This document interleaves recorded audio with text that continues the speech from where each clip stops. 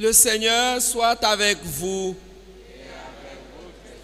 Évangile de Jésus-Christ selon saint Jean. En ce temps-là, Jésus décida de partir pour la Galilée. Il trouve Philippe et lui dit, « Suis-moi. » Philippe était de Bethsaïde, le village d'André et de Pierre. Philippe trouve Nathanaël et lui dit, « Celui dont il est écrit dans la loi de Moïse et chez les prophètes, nous l'avons trouvé. C'est Jésus, fils de Joseph de Nazareth. » Nathanaël répliqua, « De Nazareth, peut-il sortir quelque chose de bon? » Philippe répond, « Viens et vois. » Lorsque Jésus voit Nathanaël venir à lui, il déclara à son sujet, « Voici vraiment un Israélite. Il n'y a pas de ruse en lui. » Nathanaël lui demande, « D'où me connais-tu? » Jésus lui répond, « Avant que Philippe t'appelle, quand tu étais sous le figuier, je t'ai vu. » Nathanaël lui dit, « Rabbi, c'est toi le Fils de Dieu, c'est toi le roi d'Israël. » Jésus reprend, « Je te dis que je t'ai vu sous le figuier, et c'est pour cela que tu crois. Tu verras des choses plus grandes encore. » Et il ajoute, « Amen, amen, je vous le dis. Vous verrez le ciel ouvert et les anges de Dieu monter et descendre au-dessus du Fils de l'homme. » Acclamons la parole de Dieu.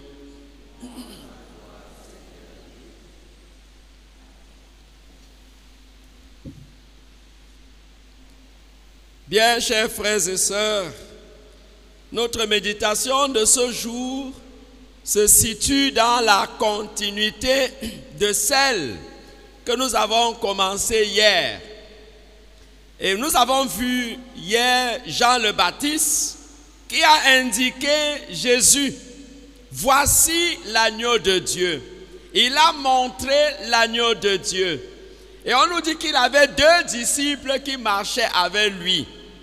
Et ces deux disciples l'ont quitté pour suivre Jésus.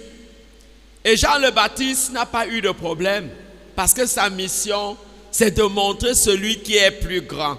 Sa mission, c'est de reconnaître la grandeur de l'autre. Son humilité, c'est de reconnaître sa place et de reconnaître la place de celui qui est meilleur que lui, qui le dépasse et qu'on doit même suivre.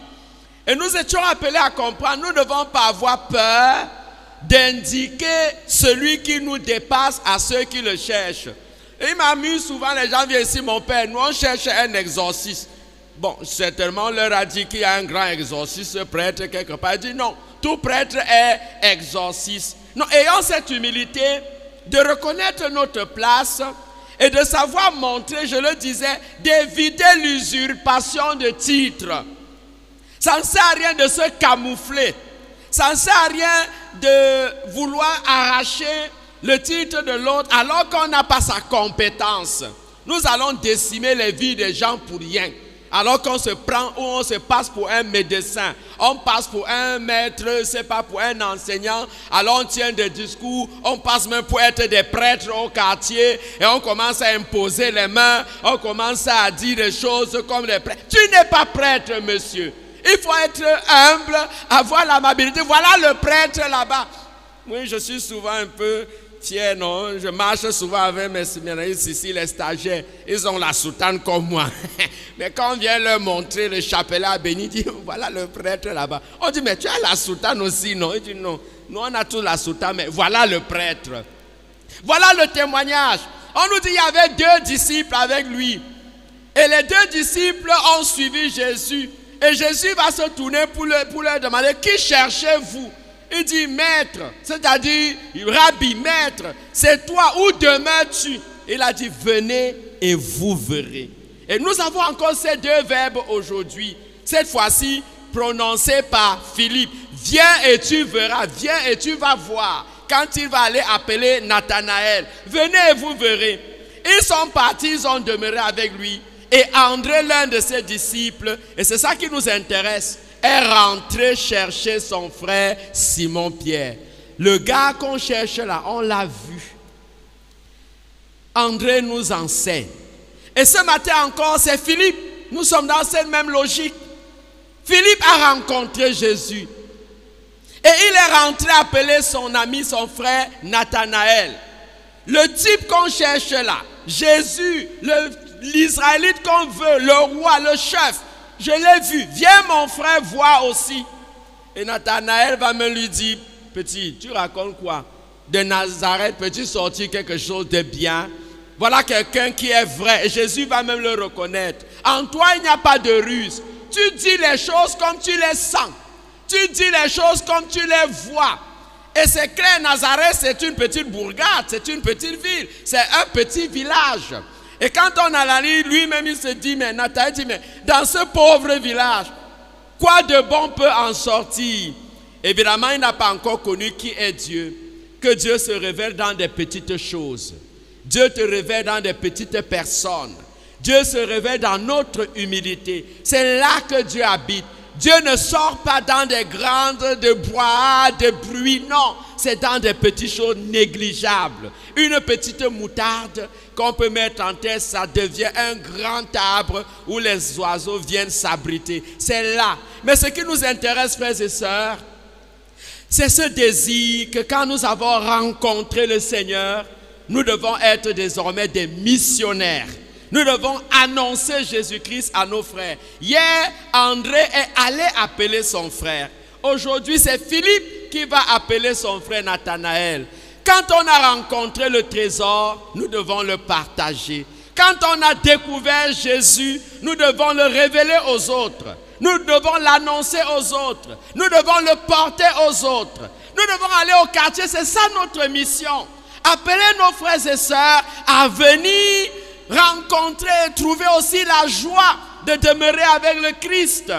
Quand tu prends le corps du Christ seul, alors est-ce que tu peux être rassasié et la vie s'arrête là? Non. Amène les autres aussi à venir trouver leur solution en Jésus-Christ. Nous devons être des solutions aux problèmes des autres. Regardez dans nos villages, pour nous qui avons grandi au village, non? Quand une maman rencontre le champignon, voyez-vous, Jésus le champignon, Jésus le trésor, Jésus la perle, Jésus mon, je ne sais pas, comment vous pouvez, ma richesse. Quand tu as rencontré le champignon au champ, qu'est-ce que tu fais? Tu appelles chez les Américains, tu dis ouh, ouh, ouh, et les autres femmes disent ouh, il y a le champignon ici, oh, et les gens viennent pour pouvoir arracher aussi le champignon. Ne soyons pas chiches, ne soyons pas égoïstes avec Jésus.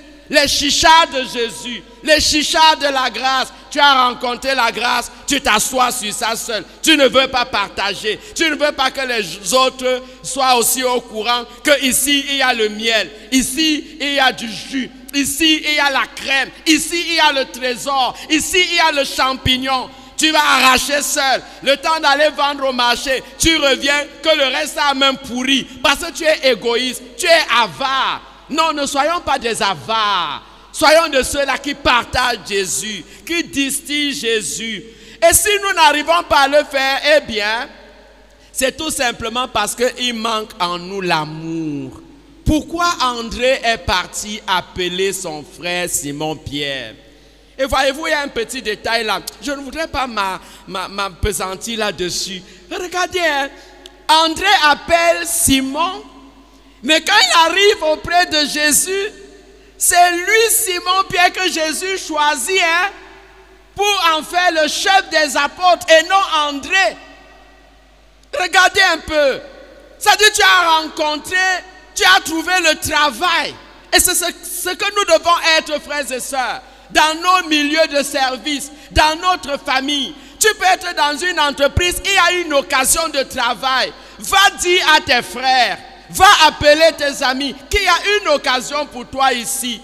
Ne sois pas jaloux si ton ami arrive là-bas et qu'on le choisisse pour être ton chef, hein? Qu'on le choisisse pour être ton patron. Ne sois pas rempli de colère et de jalousie. Ne sois pas rempli de méchanceté. en disant, je suis ici depuis, et c'est moi qui vais même l'appeler. Et il arrive, c'est lui qui devient mon chef. Je ne supporte pas ça. Je démissionne, je quitte, parce que c'est mon petit frère. Oh, je suis allé à un deuil. Et on m'a raconté un peu l'histoire, ça m'a choqué.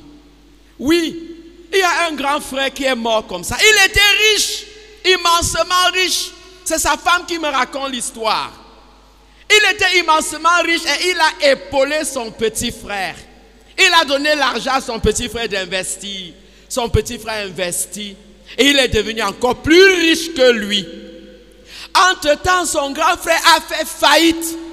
Il a même hypothéqué son argent et tout pour pouvoir relancer son entreprise. Ça a encore plus chuté.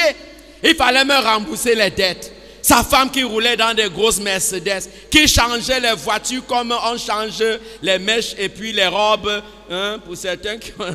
ah oui, et elle changeait les robes et les voitures, elle avait les jets privés, elle voyageait en Europe, elle voyageait. Il n'y avait plus cette possibilité. Mais la femme était quand même forte, mais l'homme n'a pas supporté. Alors le petit frère dit à son grand frère, viens chez moi, dans une dépendance là, dans mon château, le temps de te reconstituer, le temps de te refaire, le temps qu'on réfléchit pour voir encore comment relancer.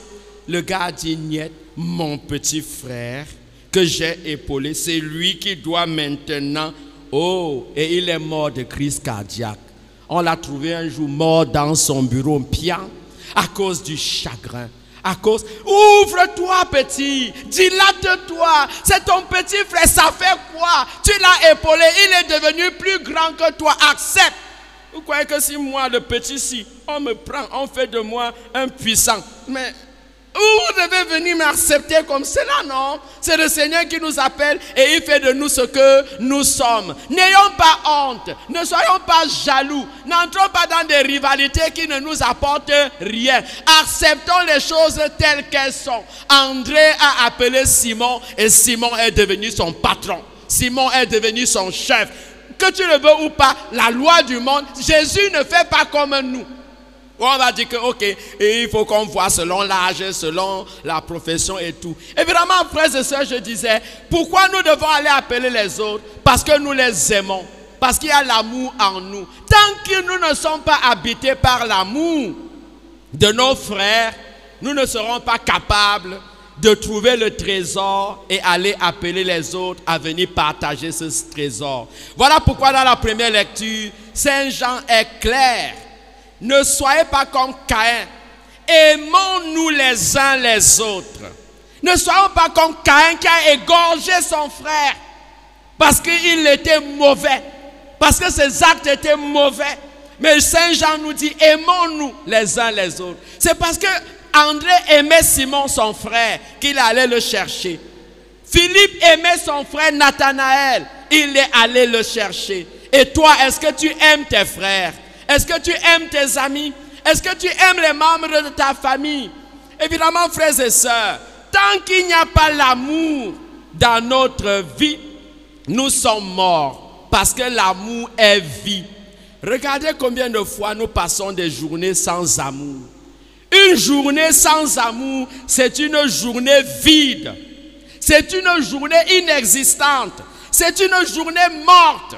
Quand vous passez une journée sans amour, dites-vous que vous êtes mort. Il n'y a pas de vie en vous. Regardez une vie professionnelle dans ton service sans amour.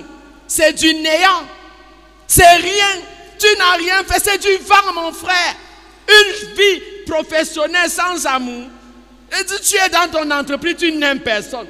Tu es toujours le visage serré, visage renfrogné. Et tu ne ris avec personne. Tu ne salues personne. Tu ne communiques avec personne. Tu ne parles avec personne. Et il y a quel amour en toi? Et quand tu ne parles pas là, si tu vois le trésor, est-ce que tu peux appeler l'autre? Regardez une famille, un couple sans amour. C'est un couple qui est mort. C'est une famille morte. C'est une famille qui n'a pas de vie. Où il n'y a pas de communication. Hier, je disais même à mes collaborateurs dans une réunion qu'une entreprise qui n'a pas d'amour est une entreprise appelée à disparaître, à mourir. Parce que vous ne pouvez plus vous communiquer. Il y a un message, tu ne peux pas communiquer. Il y a une information, tu ne peux pas passer l'information. Regardez dans la famille, un couple qui ne se parle pas. Et tu es là, il y a quelque chose à côté de toi. Tu peux dire à ton mari, chérie, pardon, passe-moi le couteau là, passe-moi la télécommande là. Comme il y a la haine entre vous, il y a la guerre entre vous, il y a le déchirement entre vous, tu regardes, vous vous regardez, tu te lèves, tu ramasses, alors que tu aurais pu dire, il y a la vie en vous, il y a l'amour en vous, vous êtes comme morts. Et il y a eu un digne de l'archevêque que nous on passe là-bas, que dans une famille, quand il n'y a pas l'amour, il n'y a pas de paix, il n'y a pas de communication. Et c'est comme cela dans nos entreprises. Apprenons à développer l'amour en nous, partout où nous sommes.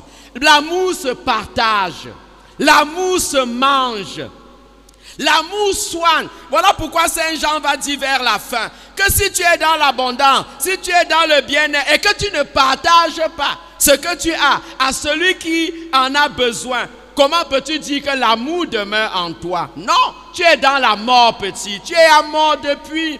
Il faudrait donc que nous puissions développer l'amour en nous. Ne soyons pas comme Caïn. Caïn par jalousie, Caïn par méchanceté, par orgueil, a tué son frère. Parce qu'il a vu son frère heureux. Il a vu son frère bien. Et c'est ce que je disais tout à l'heure. Parce que tu as vu, on a nommé ton frère, tu veux le tuer. Tu as vu ton frère parle bien, tu veux le tuer. Tu as vu ton frère mieux écouter, tu veux le tuer. Voyez, nous continuons à être des Caïns dans nos familles, dans notre entreprise. Nous égorgeons nos frères par la haine. Nous continuons à égorger nos frères par des exclusions. Nous continuons à égorger nos frères en nous accaparant de l'héritage tout seul, des biens de la famille tout seul. On ignore les autres. Nous continuons à être des Caïns qui égorgent nos frères par le détournement de l'argent. Combien de personnes meurent parce qu'ils ne peuvent pas se soigner, parce qu'ils ne peuvent plus bien voyager sur les routes bien entretenues. Voyez-vous, quelque part, nous sommes des cailleurs, c'est-à-dire des égorgeurs de nos frères. Nous sommes des meurtriers tant qu'il n'y a pas l'amour en nous. Aimons-nous, même jusqu'à nos ennemis. Ce qui fait la fierté d'un chrétien, c'est d'abord l'amour. Parce que nous aimons, nous pouvons partager notre amour, parce que l'amour se vit en actes. L'amour, comme l'a dit Saint Jean, ce n'est pas des paroles creuses, ce n'est pas des vains discours. L'amour, c'est dans le quotidien. L'amour, c'est une parole de paix, c'est une humilité, c'est de reconnaître la place de l'autre, c'est de s'abaisser et d'éviter d'être jaloux et d'apprécier les autres et encourager les autres. Loué soit Jésus-Christ.